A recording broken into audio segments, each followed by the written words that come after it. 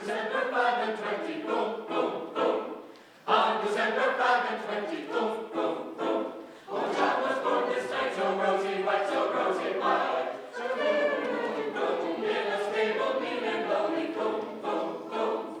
On December 5 and 20, boom, boom, boom, boom. On December 5 and 20, boom, boom, boom. December's most important day, let us be gay, let us be gay. Give a birth to church today, and the soul is floated.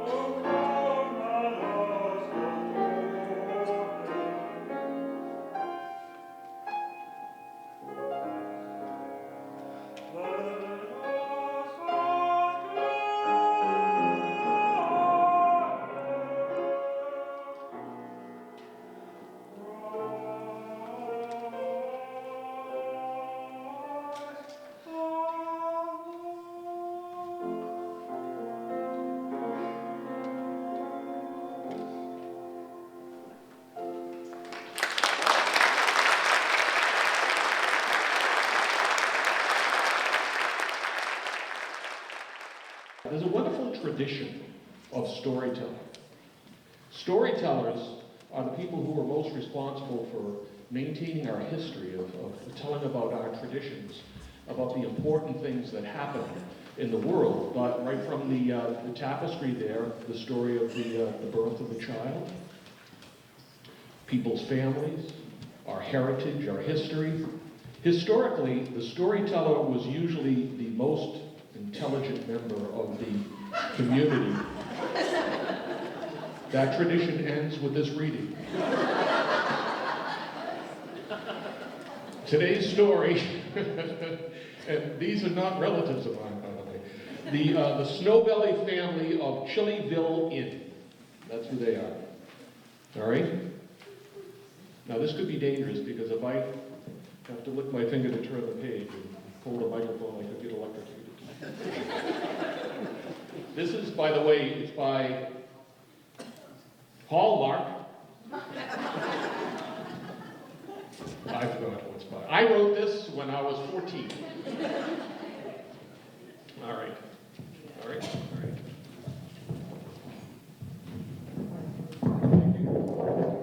Thank you so much. Thank you very much. Here's what Chillyville Inn looks like.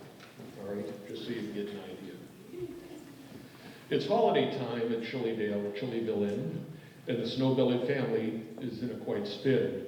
There's so much to do. Who can rest? Grandpa is greeting the folks at the door in addition to handling his favorite chore, carving a gift for each guest. Inside the inn, there are songs in the air as Papa plays piano with a fabulous flair, with a solo from Twiggles, the dog. Twiggles never forgave them for naming him that. Mama is bustling around with a tray of slippery ice slushies and ice cream souffle, plus a pitcher of icy cold nog. And the tree, what a tree! How the icicles glitter. And look, you can see there's a mighty fine knitter who lives here, and Grandma's her name. Do stop for a second to thank all the grandmothers who used to knit us underwear.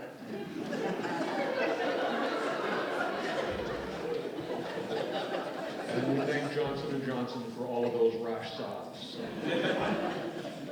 As Snowbird and Snowbell are topping the tree, Grandma keeps knitting, and quite rapidly, until she's heard to exclaim, "Land sakes, I forgot I've got yarn outside soaking." This is what she looks like when she exclaims. Huh? Why do snow people always have carrots for noses? So they can eat them later? Smart snow people because they have the vegetables. And you never see snowmen with glasses, do you? No, all right. Land sakes, I forgot. I've got yarn outside soaking. Kids, won't you please take some sticks and start poking to check on my red and my green dye. Do you know what that is? Red and green dye? It's things that make it turn colors. You knew that, didn't you? It's just so bright. So Snowbell and Snowbird go out by the barn and start stirring and swirling the two vats of yarn and holding up strands to the sky. See? Yeah. When who should appear as if out of the blue, Jingles the mischievous kitten. That's who. Last seen, she was napping in bed. Miss Jingles jumps up and with spectacular speed gets tangled in yarn like a cat tumbleweed. And when she rolls out, she's all bright red.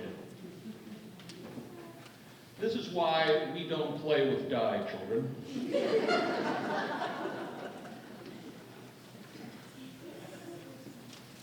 I just went away. I can't go back. I have a sister-in-law die, and she shouldn't play with her either. Well, Twiggles the dog simply can't be outdone. He figures that he is the master of fun and wants to be part of the scene. So he lurches and lunges at Jingle the cat, tips over a vat with a very big splat, and now he's totally green.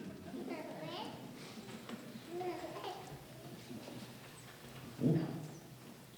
When Snowbird and Snowbell catch up with their pets, they hold them and scold them, expressing regrets. all gathered around the huddle. Then they look at each other and whisper, "No way! What will we do? What will Ma and Pa say? We look like the red and green bubble." There they are. The red and green.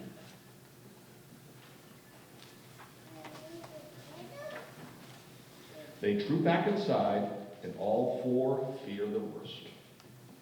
But when Ma and Pa see them, they can't help but burst into laughter and blurt out with glee, "You look just like Christmas." Well, what do you know? These things tend to happen when you're made of snow. We need pictures, most definitely. And there they are, in their green and red Christmas snowy outfits. Really clashes with the carrot. Then Grandpa moves out to the whole room's delight. "Hey, don't forget that it's gift-giving night. Is everyone ready to start?" I have never seen a snowman with a mustache.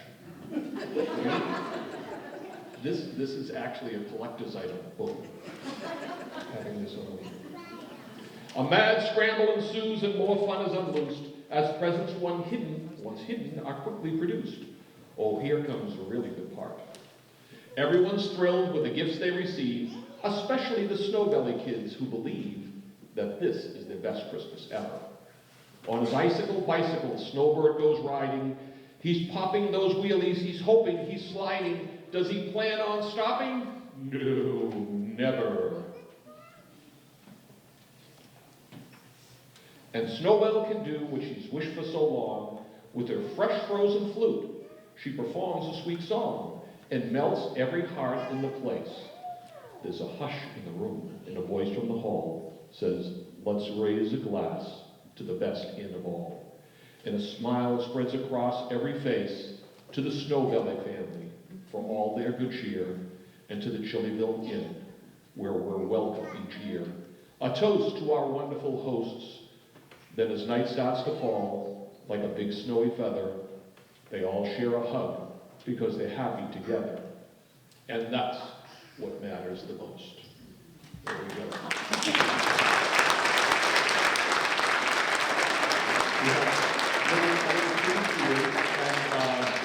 And before, while you're doing that, I just wanted to share one personal reflection of the holiday season from when I was a little boy. We used to go up in the rural part of New Hampshire, and my great uncles had a farm there, and we would be there at Christmas. I was always afraid that Santa wouldn't know we were there, but he always found us. But Christmas morning, after we had breakfast and we had our festivities, my father took me, we got all bundled up for the cold, and he grabbed a handful of sugar cubes. I just love this story. Put them in his pocket, and he took me out behind the farm, down through an acre lot, out to a clearing, and we walked out to the middle of the clearing and just stood there. I said, what do we do? He said, shh. And over in the corner, a deer stuck her head out and looked around, and then walked half around the circle and looked around again, and then very slowly and deliberately walked right up to my father, stuck her nose in his pocket. And to this day, I remember my father saying, "There's nothing like having a little dough in your pocket after Christmas."